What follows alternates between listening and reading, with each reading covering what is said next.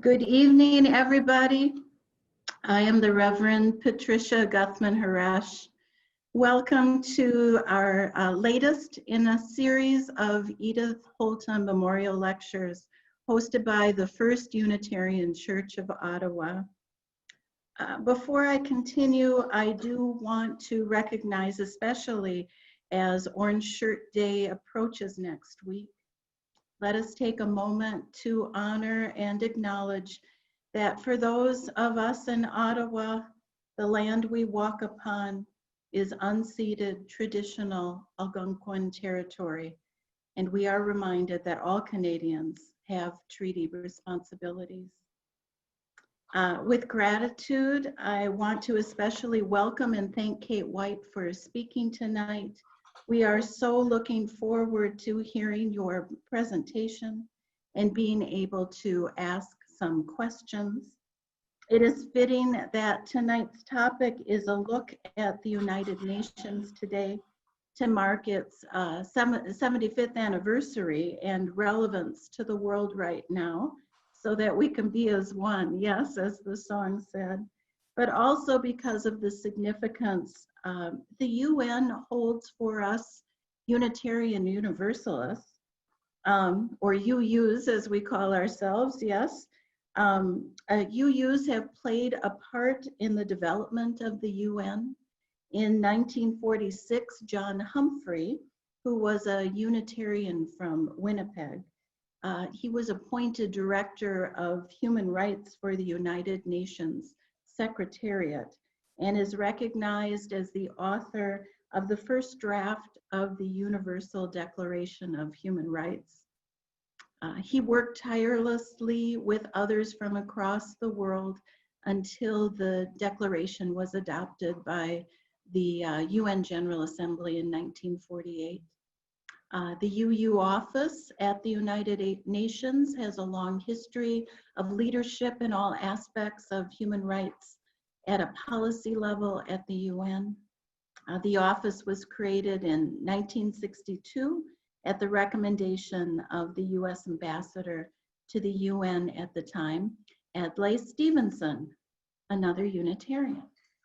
In 2020, the UN office's theme now is All In for Climate Justice, People, Power, Planet.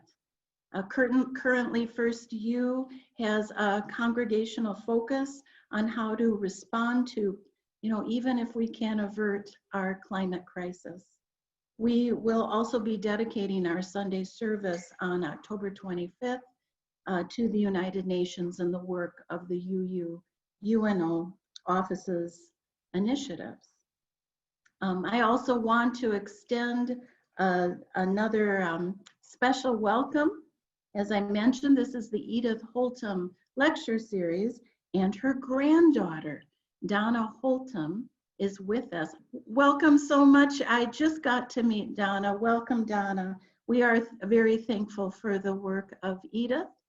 And Anita, I believe you have some words to share. Hello, everybody.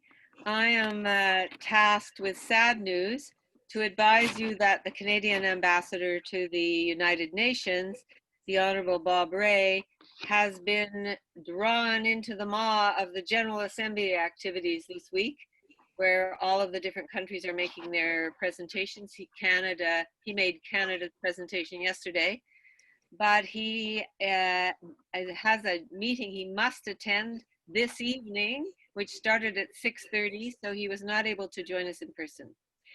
He had originally agreed, this was before he actually went to New York, so I guess we can understand that he'd originally agreed to our request with enthusiasm, since he knows of the long association of the Unitarian Church with the United Nations, and he knows and admires our keynote speaker, Kate White. So he's asked me to share a few words on this 75th anniversary of the United Nations. There you go. There is no time in history that the United Nations has been more important to world peace and, in fact, to the survival of all species, including humans. We know what we must do to provide a life of dignity for the world population. It is clearly set out in the Sustainable Development Goals agreed upon by the General Assembly. To create lasting peace, we need to, 1, address climate change and species extinction to ensure we have a planetary home, and 2, provide all humanity with social and economic justice without discrimination, as outlined in the SDGs. And I would add, and eloquently in the UN video, which has just come out, called Nations United, Urgent Actions for Urgent Times. It has great music, and in fact, we found it in the music section of in the music video section of YouTube. So it has some great, it has a finale with Beyoncé, for example. And in any case, it groups the 17 SDGs into 4: climate, poverty reduction, diversity and Black Lives Matter, and gender justice. So he says also that I'm grateful to have Kate White working diligently and skillfully at the national and international level towards those goals. Thank you all, Unitarians, that's you, the audience, for your contributions through the UNO, and individually. I hope to be able to meet you in person sometime soon. Bob Ray. It's my honor as chair of the Holtom Peace Lecture organizing committee to introduce our keynote speaker, Kate White. Kate, like many Canadian heroes and heroines, is very modest. She has an impressive resume, which you can find online, but I will speak this evening about what I have observed personally. Kate has made UNAC into a solvent, going concern. I'm never certain if the going concern is a sexist reference, but what I mean is that UNAC is thriving with many programs and is making a difference on many levels of government. I served for a while on the UNIFEM Canada Support Committee and have always considered Kate to be an important ally in my environment and human rights work nationally and globally.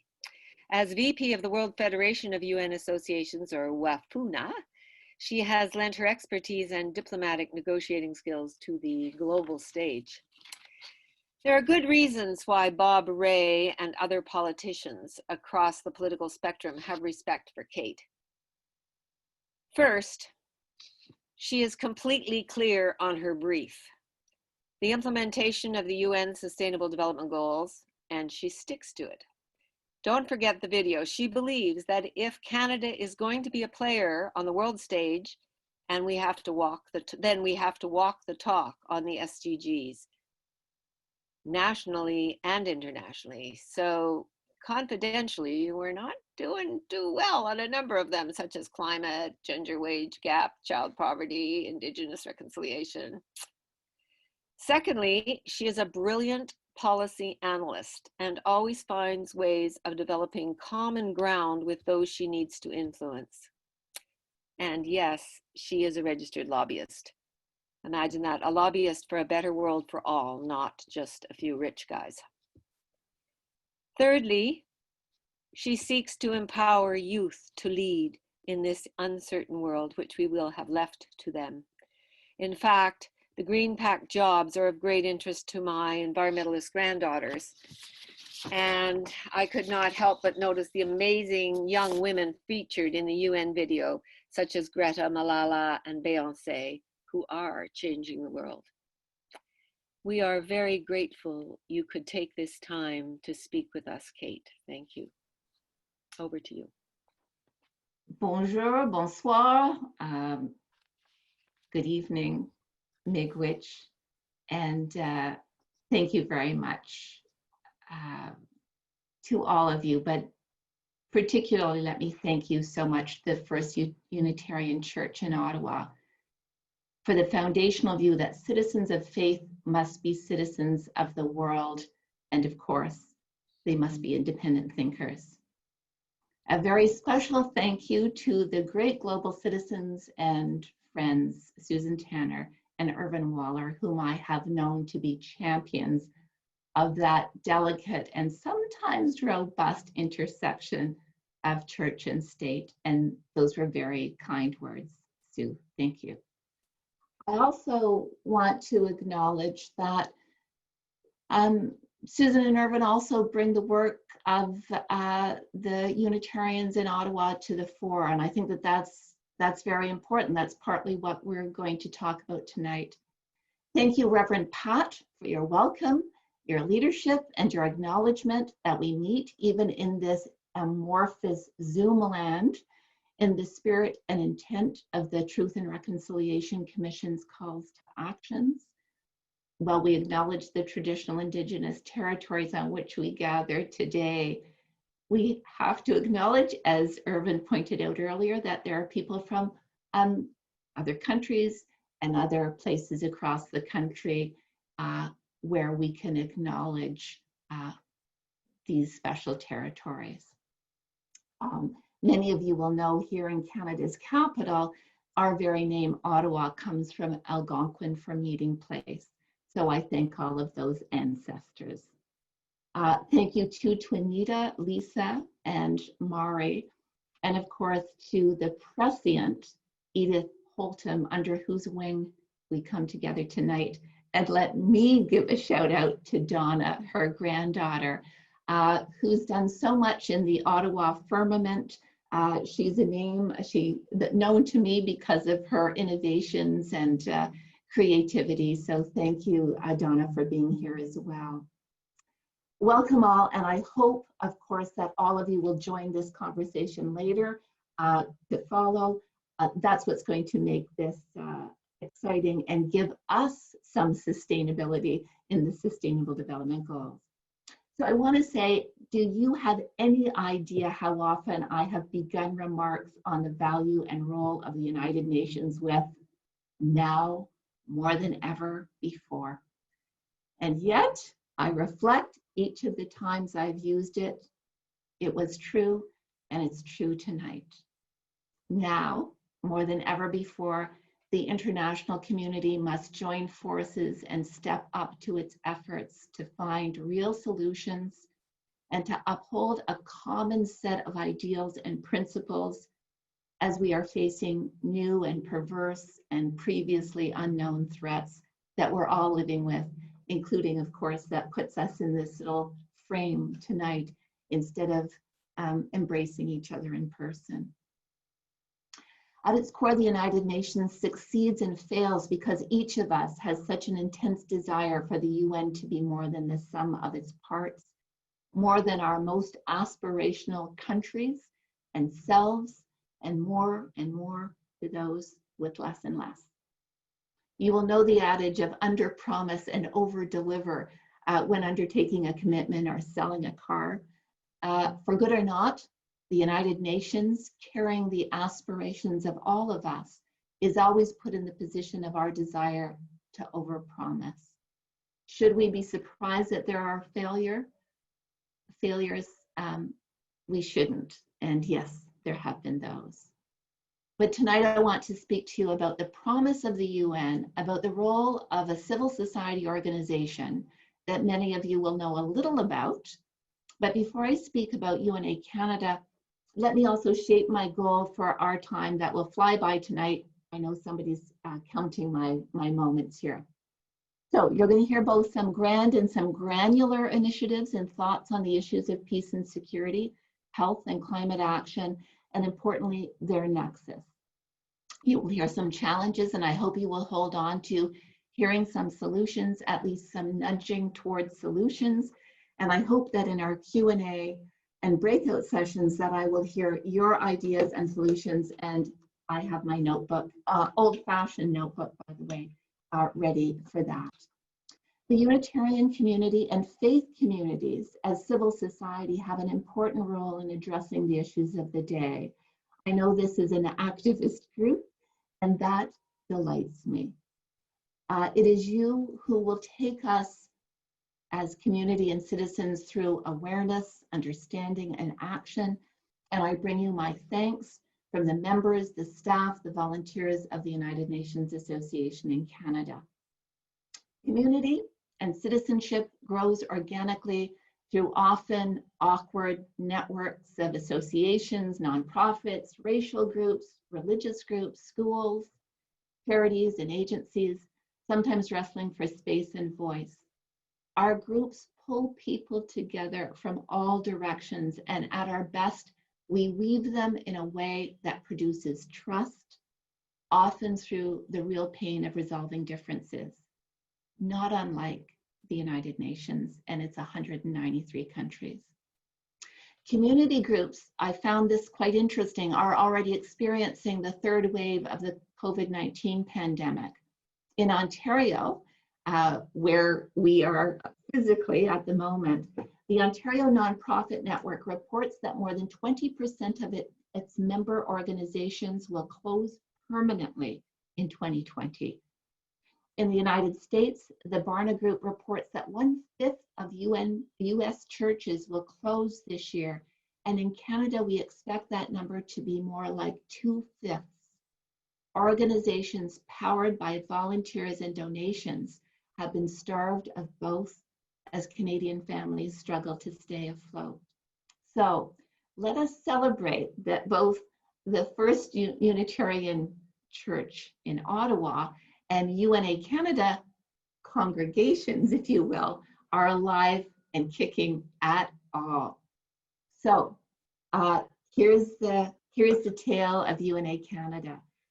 Like the UN, we are also 75 years old this year. And for those of you with a bent towards history, technically we're over 100 years old because we grew out of the ashes of the Canadian Council for the League of Nations. It speaks, I think, to Canada's commitment to civil society and to our recognition that we are part of the world and multilateralism is so important to us. Susan mentioned in her introduction that I happen to be vice president of the World Federation of United Nations Associations, of which there are over 100 in the world.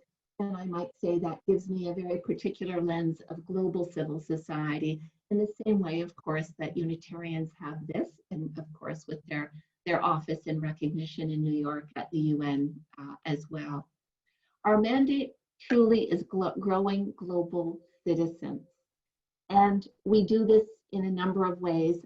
I'm going to weave some of our programming through my remarks tonight, but let me say that I am proud of a strong and talented and diverse in every way staff of about 25, largely based in Ottawa, but around the country, a network of 20 volunteer branches across the country, again, greatly diverse, engaged in their communities, elevating us through their volunteer activities, and a very distinguished board that represents both the civil society across the country, but also leading thinking and doing, including our chair, Gil Roshinsky, whom many of you may know was our previous, before Alejandro Blanchard, ambassador to the UN in New York, and subsequently the vice president of the Inter-American Development Bank. When we talk about growing global citizens, we do, as Susan mentioned, have a real focus on youth in particular, but we are also all about intergenerational work. As a conversation before this one started, it acknowledges that it often is people who are elders, and I count myself amongst them, by the way, are those who are ready to give and to lift the next generation. And that is why in our work, we value so much intergenerational opportunities to showcase the kind of skills, knowledge, leadership that young people have, and that they can share them with the same for those who are ready to give back to their communities. All of our research shows generativity, the willingness to give back, to build, comes with age, with evolution of the human person. This is part of who we are as well. I will tell you more about activities, but let me also tell you that my remarks will be informed by polling. So UNA Canada does do polling. In fact, we have some very recent data. We were curious to know how young people were feeling about their future in times of COVID. Very interesting results I'll touch on a little bit I think importantly to know that in spite of youth joblessness, which is almost always twice as much as regular unemployment, there is an expectation and a hope amongst youth that we'll still make decisions on climate change, as an example, for the future, rather than on a quick fix that looks at the economy solely. And I thought that this was very important at a time where we might recognize that they're often also feeling despair with this unemployment and couch surfing and lack of food security and so on. So I think it's important to know. I also want to touch on the other parts of UNA Canada too that you may know about. One of them is the annual Pearson Peace Medal, and its awarding will come up in the next quarter. We've added to that a Young Global Citizen Award, and this award is to acknowledge some very special young people, a staff member, Stephanie Lacroix, and 3 young people, Danielle, Micah, and Angie, who were traveling with her to the UNEP, UN Environment Program Conference in Nairobi when they were on board a plane that went down just before their arrival. These are the real risks that people take to be global citizens, and they were very special people to us, as you are as well. So, like you, we seek solutions and this perfect entry point for meaningful action. So what are the solutions, and what can the congregation such as yours do? I know that you're already very active, and as Reverend Pat said, this is a theme, especially around climate, that has been informing your work. The UN is at its core about conversations, conventions, calls to action, and ultimately implementation.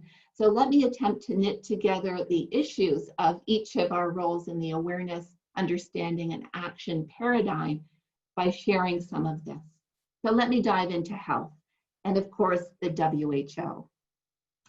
They are clearly on the bleeding edge of the global health pandemic, the magnitude of which this global crisis is, most of us have never seen, except for those who might have been around during the Spanish flu.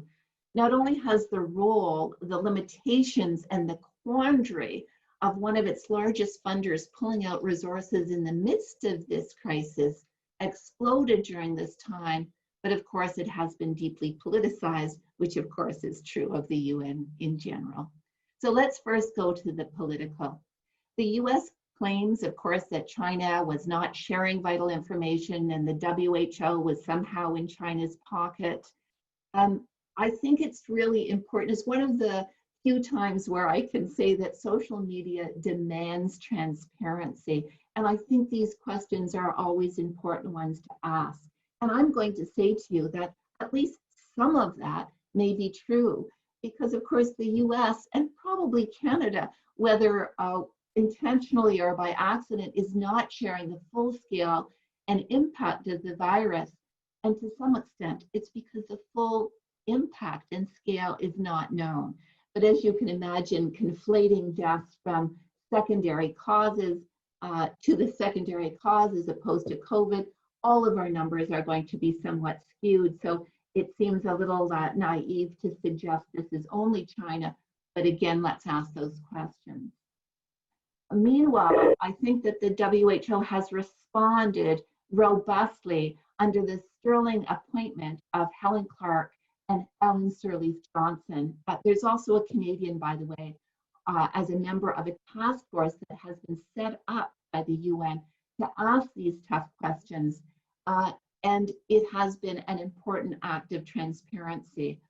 I know Helen Clark, as you will know her by reputation, and I guarantee she is going to ask those tough questions, as you can imagine, as the former Prime Minister of New Zealand, as well as the former head of the UN Development Program.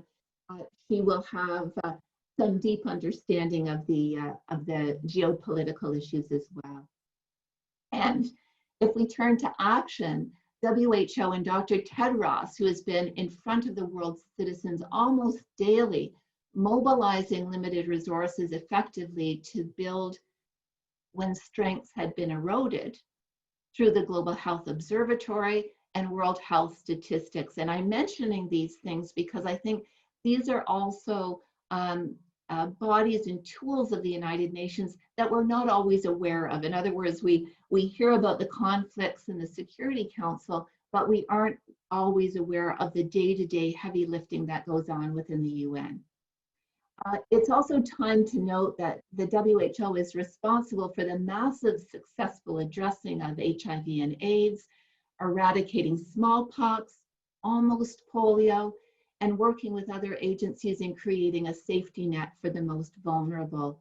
And the UN Environment Program would remind us that fully 70% of the viruses that are confronting our world today, like COVID, are zoonotic, which speaks to the climate and biodiversity crises working unsustainably together. On COVID-19 today, the COVAX, a consortium of 156 economies as of today, representing nearly 2/3 of the global population, are now committed to or eligible to receive vaccines through this facility, which seeks to ensure that we share any vaccine globally, especially with those lacking resources. And by the way, yes, Canada is one of those countries. And here in Canada, Dr. Peter Singer, formerly head of Grand Challenges Canada, is Special Advisor to the Director General of WHO. For UNA Canada, I sit on a Friends of WHO committee, which seeks to offer support and counter fake news on the COVID work.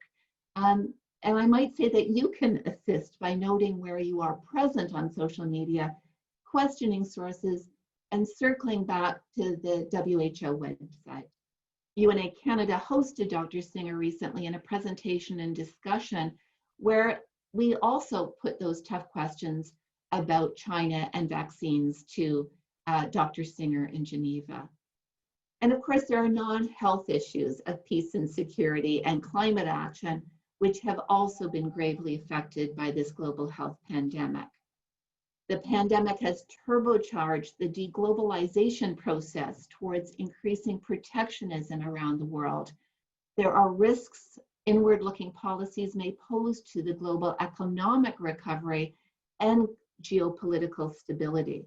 And let's be honest, the inward-looking includes a push to manufacture and source personal protective equipment in Canada for Canadians, and not solely because of COVID-19. We are looking at manufacturing cars and their batteries, as you know, for electric cars in Canada, rather than the efficiencies of building them together across borders.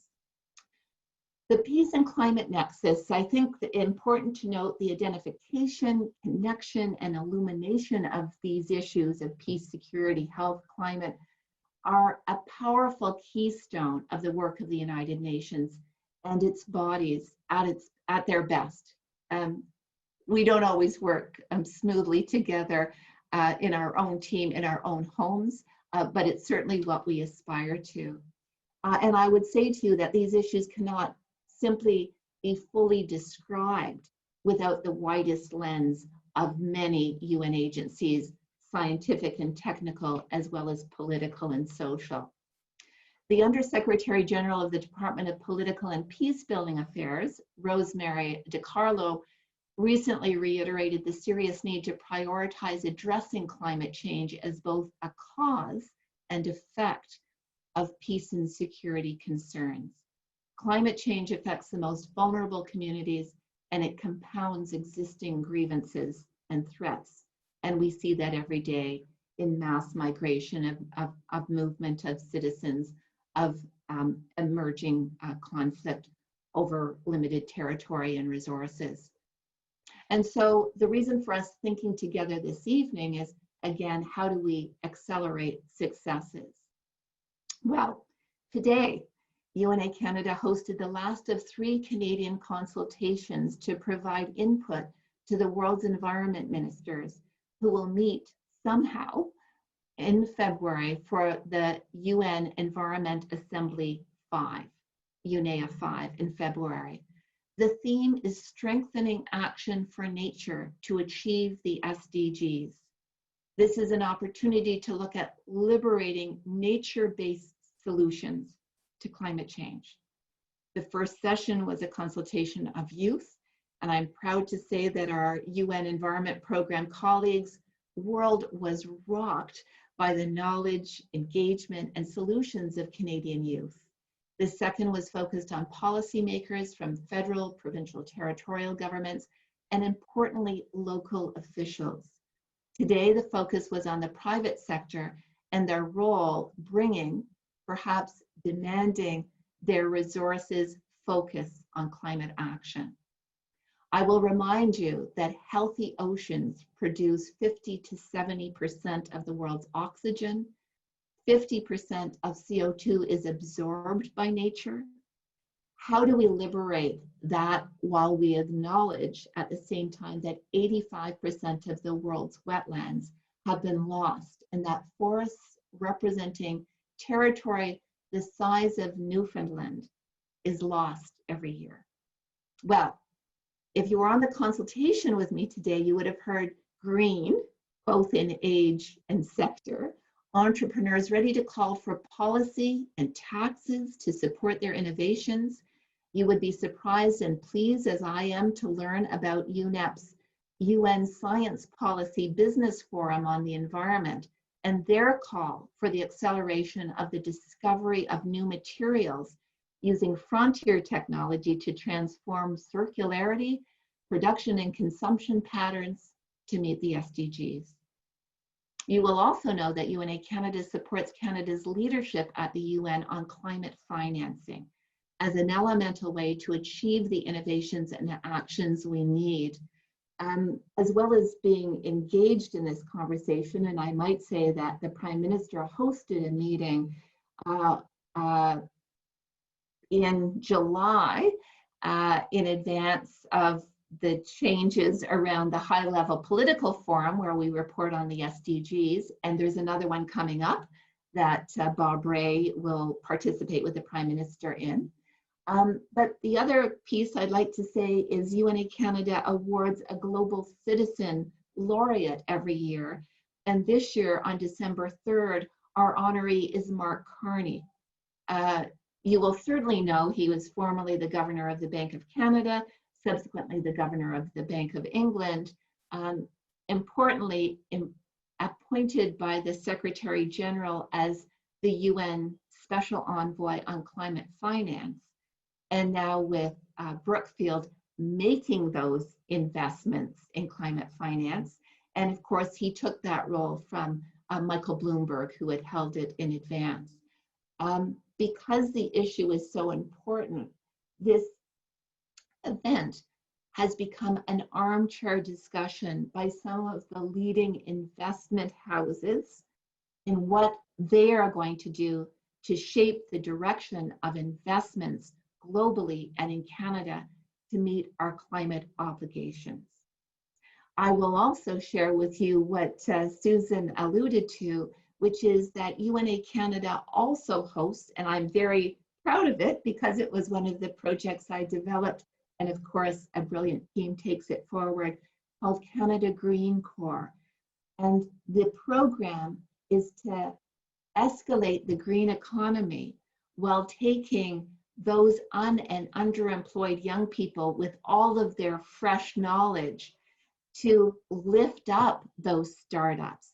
And this program has been remarkably successful, and we are deeply proud of it, and in fact about to deliver a new COVID cohort of the program. At the same time, I want to remind you that, especially because of John Humphreys, who I know well, and I'm sure that you are all aware that there is actually his penciled copy of the charter held somewhere in the basement of McGill University. But as of this year, the Universal Declaration of Human Rights has been in force for fully 62 years. Now, of course, recent violations of fundamental rights, including freedom of opinion and expression and prohibition of torture and the right to, quote, periodic and genuine elections, remind us that these things cannot be taken for granted, whether we're watching Belarus, in Zimbabwe, or elsewhere in the world. These violations are also directly related to questions we must ask if we are going to achieve the Sustainable Development Goals. So, what is our role? Surely a key role here, and I'm hoping I'm all right on time, is holding the feet of decision makers to the fire on the pledges they make and ensuring input on those pledges. For UNA Canada, it is also identifying and offering solutions and offering opportunities for citizens to be engaged and to give those solutions. I'm also going to say, I think part of the future of addressing climate change, of human health and peace and security, is the role of science. And in some ways, it's almost science against science when we talk about robotic controlled arms. I want you to know that 2 days ago, the UN stood up and said that they will come up with a declaration and prohibition on these weapons. But science will also help us, as I mentioned earlier, in coming up with of ways to assist nature-based solutions. I also think one of the solutions is the role of youth. And I'm reminded that today, as I talk to my son, who, of course, like many of your extended families are home during this time, asked me to simply listen when we were having a conversation, because guess what? Kate was debating with him. And I would say that it was humbling to be reminded, especially when I am pleased to note that UNA Canada, and I hope Kate at home, is an active listening organization, that in fact we seek solutions by telling our story. And I think the engagement of youth is going to be key to our future. But who are the listeners, and who will provide leadership and guidance along with the young people? That is for the intergenerational engagement, and that means all of you in a full circle. I'm also going to touch on Canada's Service Corps is another way that we are providing opportunities for young people. Sadly, you heard about our darling Steph, who we lost. The program goes on. Young people, of course, we pivoted from sending them to UN conferences to engaging in UN conversations and dialogue, as well as you will know that we have an historic internship program where we send talented but and underemployed young Canadians to UN placements, where we create a cadre of both talent and understanding, especially on the understanding and knowledge. So when we talk about listening, it means inside all of our house, including our houses of worship and reflection, and in the community, and in this moment, it means to level up as well in addressing anti-Black racism and racism more broadly, even while UNA Canada shows its pride in our own diversity of boards, staff, branches across the board. But it's not enough. This is a moment for more. And yes, I will tell you that the UN Secretary General has also acknowledged that the UN itself is a racist organization. Simply, the history of the world is such that we need to acknowledge that we were built up on the oppression of others. And it is our opportunity to address inequity wherever it resides. And I am both humbled and excited to seize this moment. It is also listening and acknowledging that the United Nations is ultimately, like any institution, it is about and comprised of people. We make our own pledge to hold it to account for all the peoples in that introduction of the UN Charter, we the peoples.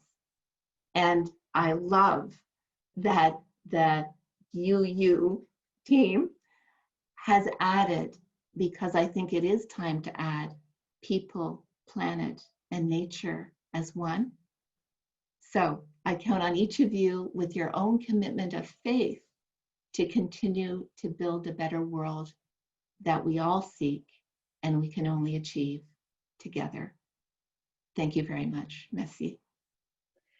Thank you, Kate, for that really inspiring and thoughtful commentary, reminding us that there are difficulties in all groups of all sizes, and we can only do our best.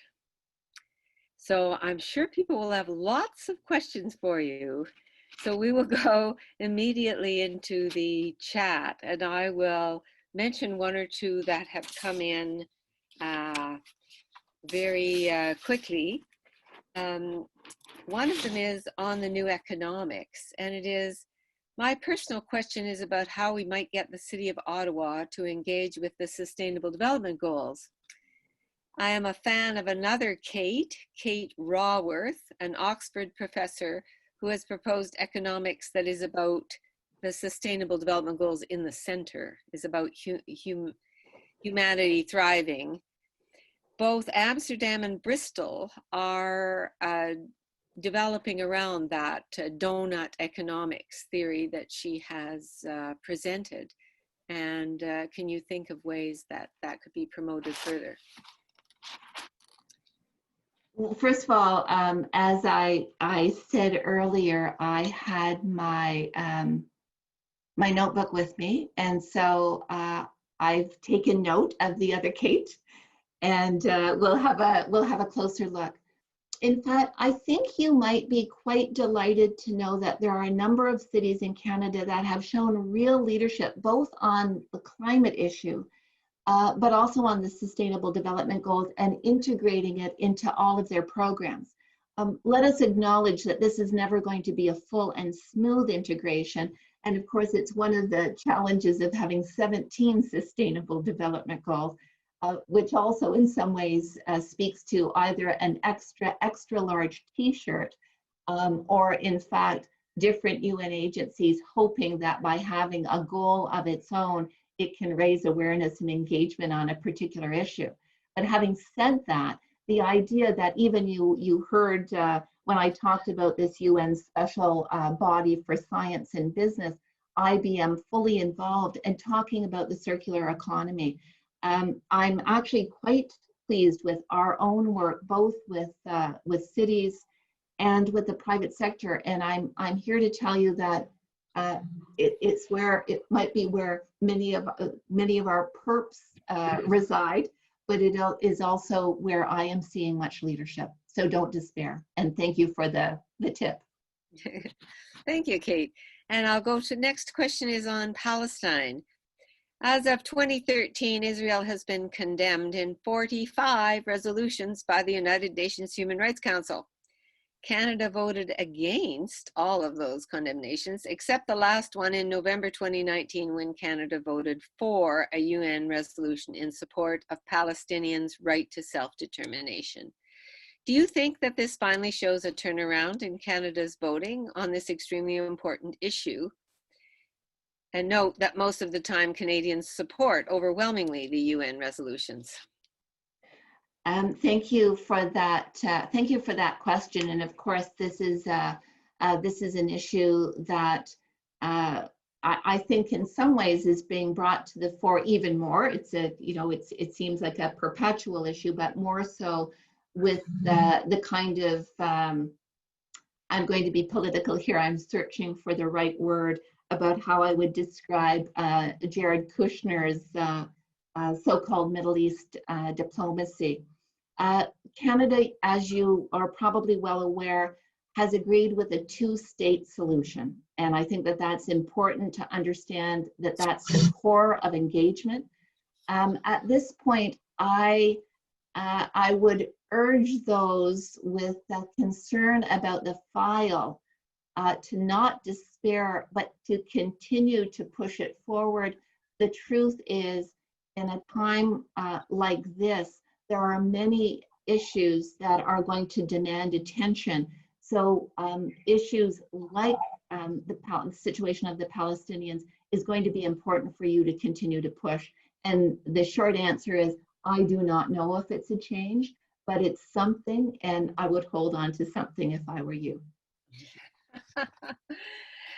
Thank you, Kate. About the SDGs, someone has asked that Canadians are not familiar with the vision of the UN Sustainable Development Goals as well as they could be. How can we raise awareness of the need for bold action now in Canada and internationally to reduce poverty, stop violence against women, and protect our planet? I don't know if this person has seen the movie, but in addition to the video, do you suggest? Well, holy cats, that is the very center of our mandate and the very center of our conversation this evening, for sure.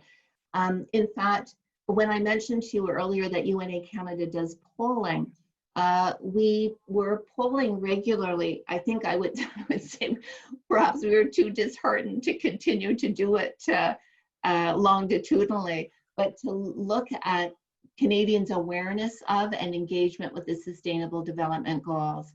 In fact, it is higher amongst youth because it is finally getting into the school system. You may be aware, of course, that this is actually the 5th year, so we're already a third way towards what we were supposed to achieve in 2030. So we do need I'm trying to think, can I say pedal on the metal? I hope that doesn't imply that it's not a hybrid or an electric vehicle. But I agree with you that we have to raise attention, and frankly, these are the moments when we can do so. There certainly are audio visual engagements. I will also tell you that the Government of Canada at their Employment and Social Development Canada actually has a unit focused on the SDGs because, of course, remember, there is a universal obligation to report for every country, whereas the Millennium Development Goals were really focused on the poor countries, rather, to the exclusion of the wealthy countries, which wasn't going to get us anywhere. All that to say, I think there's some innovations on this as well, including a little something that I've dreamed up about, and in fact, it links, as my job is about always linking various things. When you saw those numbers, I was astounded, by the way, to read the number of faith groups that are closing their doors, the number of NGOs that will close their doors permanently because of COVID. And of course, we had another situation, shall we say, with a particular NGO and the Canada Student Services Grant. What I think might be quite valuable is some kind of platform that we can share with government to show them smaller NGOs and faith groups that are focusing on the SDGs and which SDG they're focused on, because of course, this also allows the government to report in on it, but it de facto raises awareness and attention. So I'm all about hearing your own ideas about this, but there's it's a moment. Thank you. I'm a part of a group that has been trying to get these into the school system called Learning for a Sustainable Future, but it did seem like a pretty long haul. So our Prime Minister Lester Pearson chaired the commission in 1970 that suggested that donor countries spend the equivalent of 0.7% of their gross national product on overseas development assistance. How can we get Canada to meet this target by 2025? Okay,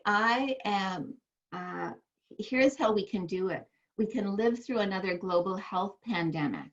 And when we do that, Really, it's because our economy shrinks. So technically, we're actually giving more just because our overall economy is shrinking. That's, of course, not the way we want to do it. But that might be the fastest route. I think, in all seriousness, the question is, how can we give more? I noted, I hope others did as well. I don't know whether this person is asking from Canada or not, but I noted in the speech from the throne that the Prime Minister called on increased spending on international development. So there you go, let's hope. And in fact, even financing for development, coming up with new ways to make sure that resources are going to the table and meeting this, again, aspirational goal, which, as you know, I think that there's about 3 or maybe 4 countries that have met it so far.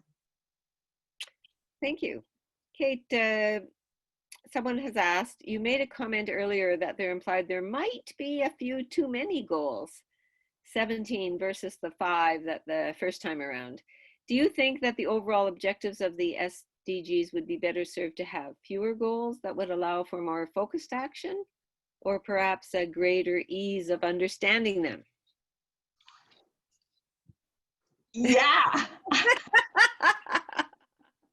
I do. And dare I say it, I think that it's one of the many things that the Orange president has ruined for us. But I want to say, but it is what it is. In other words, we have 17. And so, but you will know, in fact, even the Unitarians have been clever enough to think about parsing them as people, planet. In fact, we can think people, planet, prosperity, but already it's our parsing to make them more understandable and accessible. Do I think that any of them are expendable? Absolutely not. Our conversation right now is more, I think, one on marketing. Okay, thank you. Are you familiar with a book called Canada in the World, Fernwood Publishing? What do you think of this book's depiction of Canada's action in a global context? First of all, I applaud and welcome conversations that draw our attention to our engagement in the world. It's a book that I think is useful, it's informative, critical in some ways. I think perhaps we should ask your interlocutor for their own review if there was something in particular about it. But in principle, even though this is a global health pandemic, it's interesting. Often we turn inward, even though this is something that we're sharing with basically everyone on the planet. So I'm all for those opportunities when we can put our heads up and recognize that everything from, our own food security to, what Bob Ray can do, because of course he can make promises while he's stuck in his cottage on the Big Rito that he can't do when he's in New York. So in principle, yes, please go to the international section of your bookstore. Felix Dodds is listening here to us, Kate, and he says that it was the USA and the UK who wanted a small number. Very few others did. Hey, Felix. Nice to see you, even though I can't see you, but nice to have you with us. And Felix, of course, has done much in his own way, nudging many of these things forward. And in fact, I've run into him having lattes in Nairobi and in Washington and other parts of the world. So good to have you here. Kate, there's one about Greta Thunberg talking to the UN Summit on Climate Change and wondering if you have ideas about how can we get Canada to be a leader and avoid another colossal fossil prize in Glasgow? Well, in fact, one of the ways that we can do it is for progressive people of goodwill to make sure that they're engaging with the energy sector. And I'm also very proud to say that during my tenure with UNA Canada, I created a program called the New Diplomacy of Natural Resources, likewise, of course, fully implemented by people much smarter than I am. But the idea of the program was to bring together, of course, it doesn't represent all sectors, but Indigenous groups, the sector that we're going to talk about, whether it's energy or extractive forests, environmental NGOs, and the responsible level of government.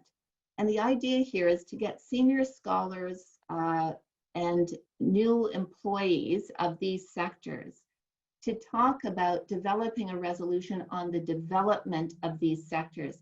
From time to time, even amongst my own team, there's side eye going around saying, you know, why are we engaging with this sector? And my view is we don't get anywhere if we presume that somehow we're the white hats, that in fact, whether it's employment, whether it's circular economy, whether it's changing plans or showcasing where leadership exists, I believe we must do that. And in fact, I'm very proud to say that before the Rio conference, I invited the head of the UN Social and Development Agency, who is usually always a senior Chinese diplomat, to Canada. Unfortunately, he thought I, as many people do, mostly Europeans, that Canada is as small as those European countries. So I think he resented the whatever it was 6-hour flight from New York to Edmonton. But I actually took him to the oil sands, and I had him meet the Premier of Alberta.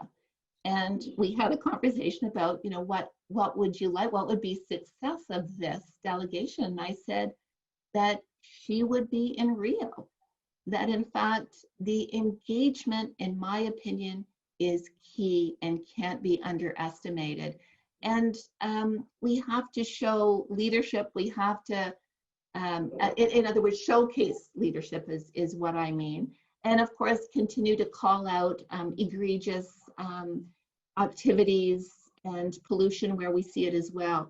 But that's the whole principle of the UN, is it is a table, an unlovely table, not polished marble. It is an unlovely table held together with spit and duct tape, but a table around which a chair is kept warm for each of us. Woo. Thank you. There's some follow-ups related to that. There's a couple of questions about how to get a better recognition of the value of the natural world. And another person asking, we've just had Graham Saul talk on the importance of nature to the interconnected web of life, and how can we influence what Canada or other countries do at the Glasgow Environmental Summit? So it relates to what you've just said, but could you take a natural approach to it? Well, in fact, thank you for those follow-up questions. And of course, it speaks to UNEA 5, again, this idea of strengthening action for nature to achieve the Sustainable Development Goals. It's interesting, at the time of COVID, this is a phenomenon in Canada, it may be true of other parts of the world, that in many urban centers and amongst specific age cohorts, so I would say millennials and younger, there is a movement out of an urban setting into a quasi-urban, suburban, rural, exurban setting. In other words, getting closer to nature, because of course this idea that suddenly we're locked in our boxes, are recognizing both the health and nurturing effects of being in nature. This is a complicated way, and not necessarily a good policy to get people engaged. And in fact, it doesn't reduce our carbon footprint, which of course living together does reduce. but in a way, I think it does call us to the deep value that we can have one-on-one with nature. More so than, of course, we're going to call for, when I gave you that statistic about, healthy oceans providing us 50 to 70% of our oxygen. We can feel that in the same way that, in some ways, we can hear stories that are statistically powerful, but when we hear about one person being transformed, it moves us. And I think in some ways we must tell our stories about where we see nature-based solutions making a difference to address climate change and to address the SDGs, that tree near you, that wild space, that engagement. Again, in Canada, a huge initiative. In fact, Susan, you'll remember his name. I can't remember his name at the moment. He was head of the Forest Products Association of Canada, former public servant. Avram? Thank you. Avram Lazar, who we actually gave the Global Citizen Award to 1 year. He actually negotiated, and maybe it took an intersectional engagement, an engager like him, to work with the environmental NGOs to basically set aside a swath of Canada's boreal forest equivalent to about 2 Germanys, and said, we will undertake only to develop these in dialogue together. We can make these changes. We can do these things. Kate, we've got a question from someone who's wondering if there have been any discussions at the United Nations of changing the voting system to relate to larger populations, like giving, instead of one vote, one country, but giving countries, larger countries, more vote or more power. Any discussion? Conversations are always taking place, and it's certainly, of course, especially amongst countries that have larger populations, and it makes perfect sense in some ways, and yet the whole foundation of the United Nations was one country, one vote. It's one of those challenging issues, and again, easy for us to understand the desire either side of that equation, much like the talk of reforming the Security Council and the P5. My personal view is that we should absolutely express our opinions on these matters, and then we should work on the kind of changes we can make, that we can get agreement on. Canada has been involved on issues around UN reform, as late as the previous months, and I don't dissuade anybody from doing so. But let me just say, I agree with the questioner, which is that it is pernicious in some ways that this is true, and yet it's also enlightened in some ways that it is true. The same questioner was wondering about world government and how we relate to the World Federalists, for example, and have we thought, are there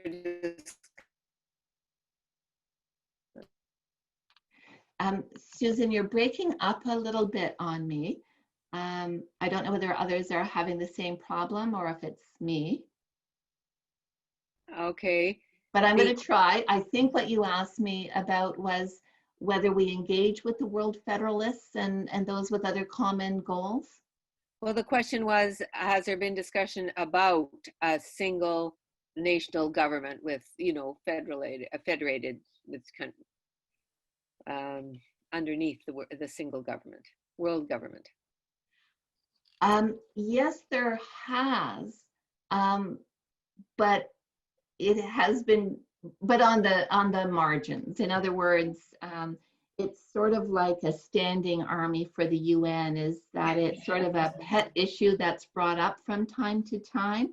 And this is sort of like parliamentarians and my own view is that democracies elected government to represent us. Of course, there are governments that aren't democracies represented at the United Nations, but I don't know why we would, from my own perspective, I don't think we need to add another layer of complexity onto a system that can already seem quite unwieldy. All right, thank you.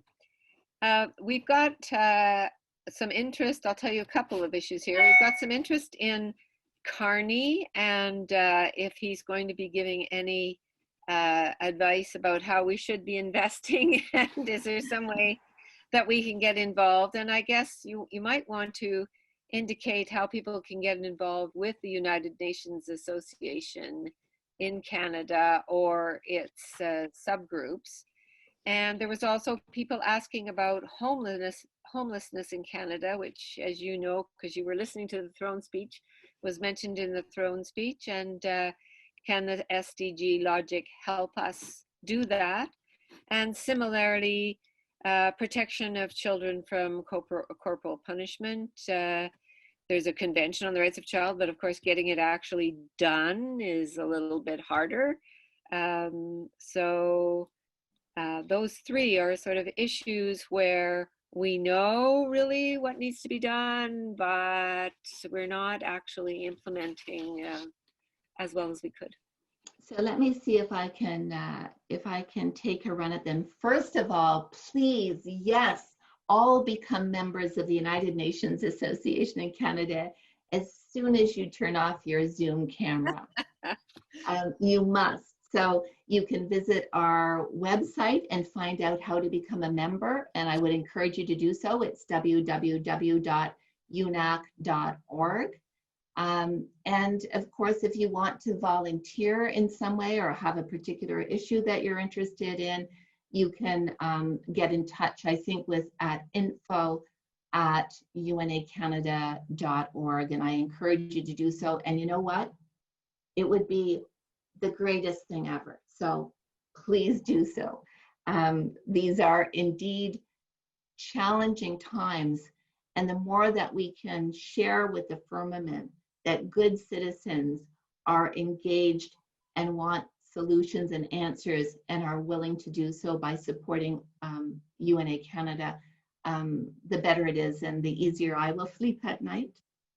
In terms of homelessness and perhaps on attaining the SDGs in general, I noted that what the government of Canada, and I'm using this knowing that there are other representatives from around the world, is what the Prime Minister of Canada has suggested through our agency that can do this, CMHC, Canadian Mortgage and Housing, has given resources for communities to buy hotels and motels to shelter homeless.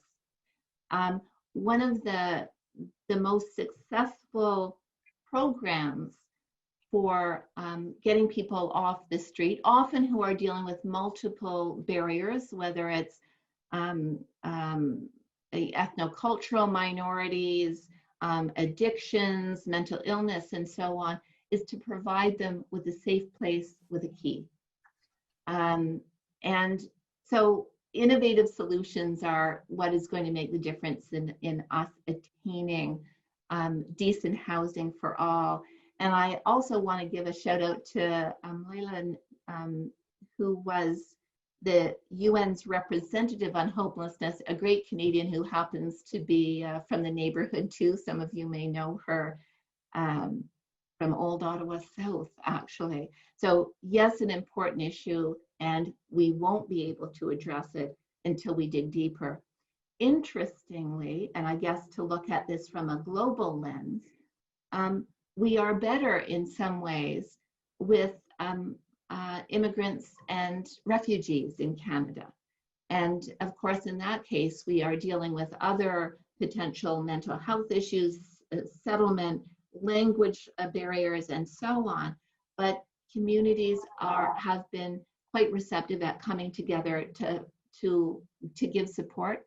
So let's see, and I challenge you, can we can we push forward the conversation on homelessness at a time where for many of us, our safety during COVID is being away and protected by having a safe space? Okay, thank you very much. I won't push you against all of the other various things that we haven't quite accomplished, because we have actually found Anita. Ah, perfect. She's come back, and we would like to give her an opportunity to talk a bit about the Global Justice Group and the Holtom Lecture framework. Yes, thank you very much. I'm sorry, maybe I'll just have to get a new computer. Anyway, as chair of the Global Justice Working Group, I'd really like to thank you, Kate, for your speech. It was very, very interesting.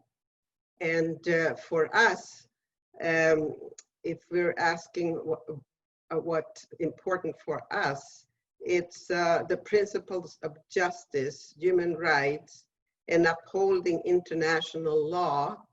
And of course, we're also very much involved in climate change. Now, I also would like to talk about Edith Holtom. This is why we call it the Holtom Lectures. As well as being an active member at First Unitarian Congregation of Ottawa, first, for the last 50 years of her life, Edith Holtom was a prominent leader in local, national, and international peace organizations. She worked diligently for disarmament and peace, work that became very political, politically unwelcome during McCarthy era of the 1950s. In honor of her unflagging peace activism, her family created the Edith Holtom Memorial Lecture Fund to host lectures promoting conflict resolutions and peace by First Unitarian. Reverend John A. Morgan was the first one to give a lecture, 1984, and so we had some very interesting talks there, and thank you very much for that donation from the family, because that's a very important, Holtom Lecture is a very important thing for us. Thank you. Good evening, everyone. My name is Lisa Sharp, and I'm the president of the FirstU Board of Directors. I'd like to thank Kate, our special guest tonight, for so generously sharing her time and wisdom with us this evening. Kate's comments about the UN's work for climate action in particular are deeply meaningful and demonstrate to us that the UN remains a critically relevant institution, even after 75 years. As we have heard, Unitarian Universalists have a long history of commitment to the objectives of the United Nations. As mentioned already, in the fall of 2019, FirstU committed itself to a new congregational focus on climate action. But then in March, every aspect of our lives changed forever. We are nearing 1 million deaths worldwide from COVID-19. And as we collectively grieve for what we have lost, we are challenged to examine what we can learn from this experience. This pandemic has shown us the weaknesses in our social support systems and has pushed us to do better for our most marginalized communities, both locally and worldwide. Going forward, it is vital that we put our energies into facing the challenges here at home and in the world at large. As Kate mentioned, we have an important role in providing opportunities for education and awareness locally and internationally.